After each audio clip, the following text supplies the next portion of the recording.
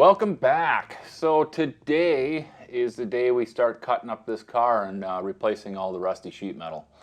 On the last episode, you saw us go ahead and disassemble the car. We got the fenders off, we got the hood and the trunk lid off. We went ahead and got the body separated from the pan, removing all those bolts and all that hardware, and really there's nothing left to do but to go ahead and start cutting. Now we have already replaced the passenger side. That was kind of my test run to make sure I had a sequence figured out here. And I'll tell you what, this is a pretty labor-intensive job. There's a lot of work that needs to go into this to make sure everything works right. I'm not sure if we're going to do this all in one video just yet. We'll see. It might just be today getting things cut out, getting all the old metal removed, and then getting things kind of cleaned up and prepped and ready to go. So what we're going to do now is go ahead and get the car jacked up. We're going to take the tires off so we can drop the chassis way down low to get it out of our way. And then we'll just start cutting. So let's get to it and kind of see how this goes.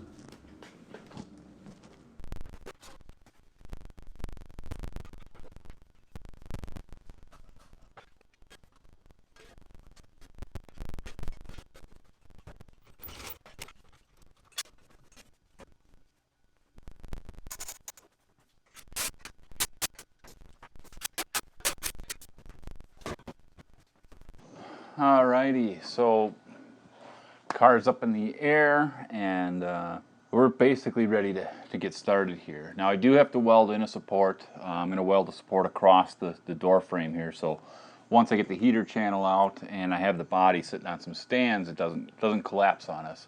We're going to do all of our fitting with the brace in place, and then as we get closer to the end, we're actually going to remove the brace so we can fine-tune the door gap and get the body positioned exactly where it needs to be. But for all of the interim work, we want something in there just kind of keeping everything square. Now, speaking of square, this door actually sags pretty good. It looks like it's dropped about a ½ inch on the back side here.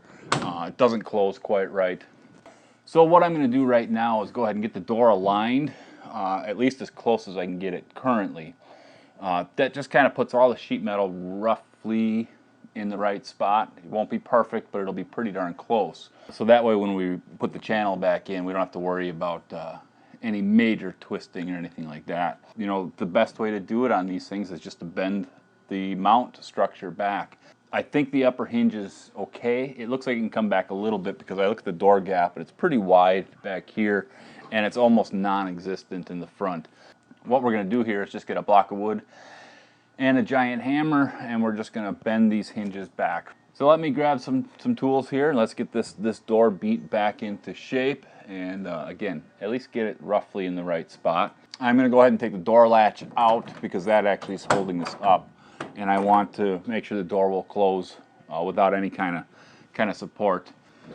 Once that's done, we will put the door latch back in and use that to actually hold the door square when we're doing most of our other work. But you know, a lot of this and a lot of that, that's going to get it done. So let's get to it.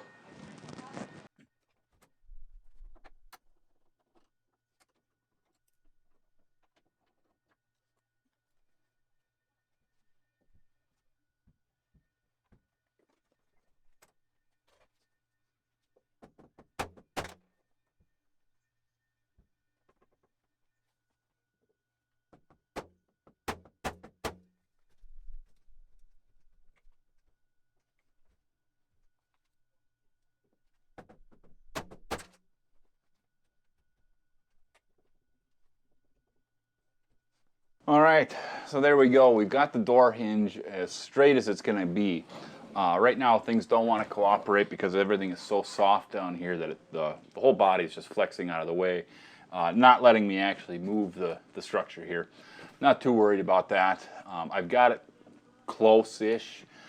Still sags a little bit, but what we've done is I've gone and put the door latch back on here, and I've actually raised it up a lot higher than it's supposed to be.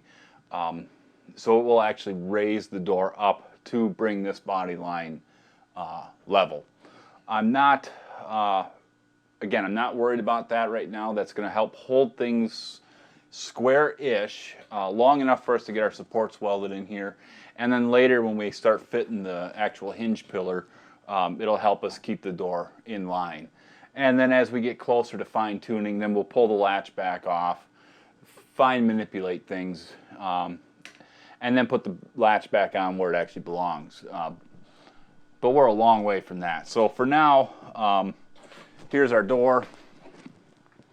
You can see it still hangs a little bit, doesn't want to close, so I have to lift it up to get it to shut. But once it's shut, this is lined up. I got the door pretty level and through here. The bottom sticks out a little bit more, but I think the hinges just need to be fine-tuned. All right, so now that we've got this out of our way, let me show you what's going to be going on here. So I just got a piece of 3/4 inch steel tube, and what we're going to do is we're going to weld it to the body right about here, and then we're going to weld it up in front, just ahead of what's going to be visible in the finished painted portion. I do need to be nice and low here, but I want to go high here to kind of triangulate things just a little bit. But realistically, I want to keep this up as high as I can get it to make life easier to work around here. So we're going to go ahead and get our sander out. We're going to clean this up. We're going to clean this up, and then we'll get to some welding here.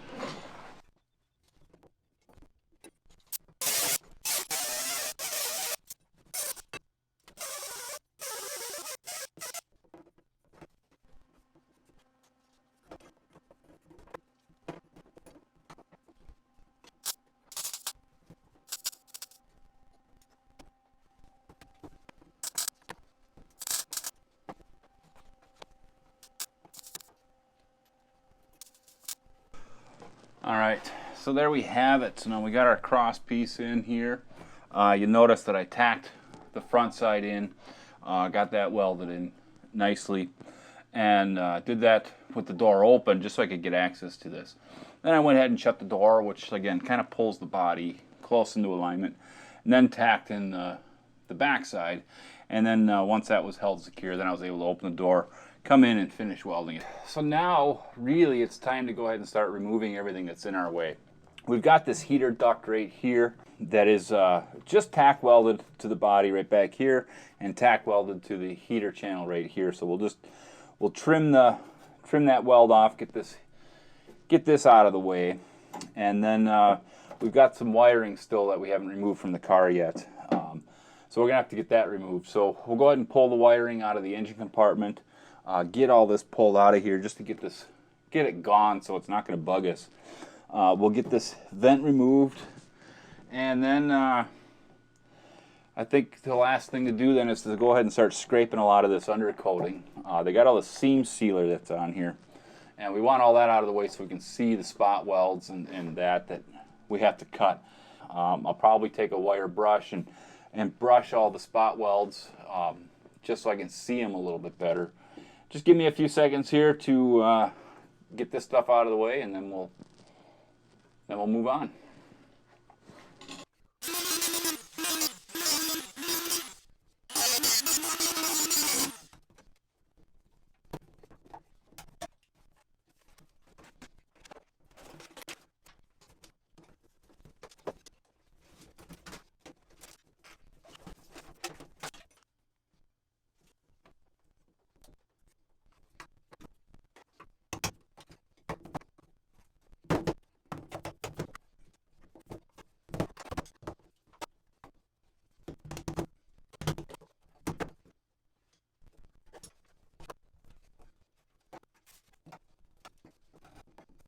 All right, so now that we've got everything kind of cleaned up and ready to go inside, we've got the body shored up, we got the door aligned as much as we can. We're gonna go ahead and drop the pan out of the way here now.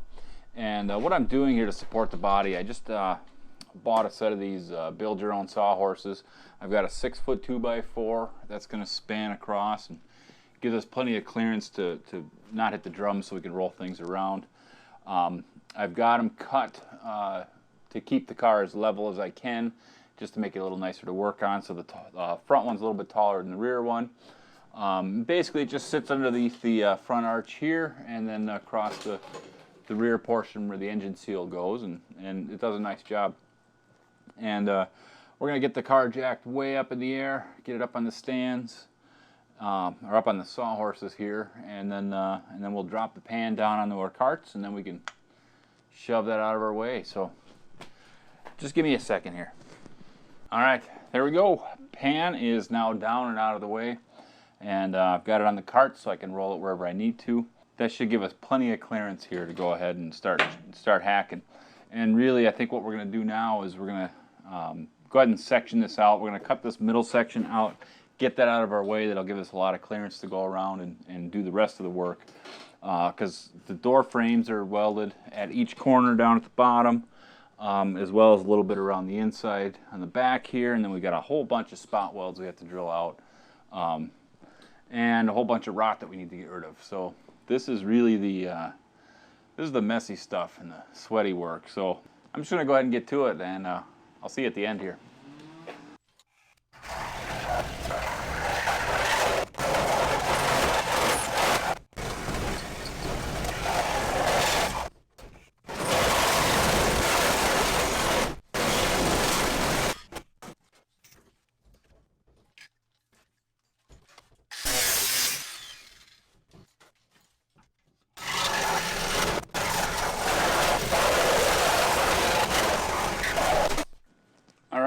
Well, there it is. You can see how much things shake around here when you're cutting this really weak stuff. There's just no support there. But now that we've got this cut out, it's really time to go after all this individual stuff here. This front section, now that I can really get a good look at this, this is pretty rotten down here at the bottom. So I'm not even going to try grinding the weld, since I'm going to have to replace a portion of this. For the moment, I think what I'm going to do is I'm just going to slice just the bottom of it off, and we'll figure out how far up we need to go once we actually get ready to start fitting pieces here. But I'll cut this bottom portion off, and then I've got a bunch of spot welds out here in an area that I want to save.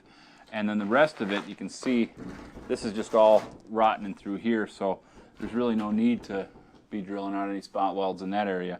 So we'll just cut all the rotten stuff out, drill out a few of these spot welds. We'll get this section knocked off, and then we'll just repeat in the back.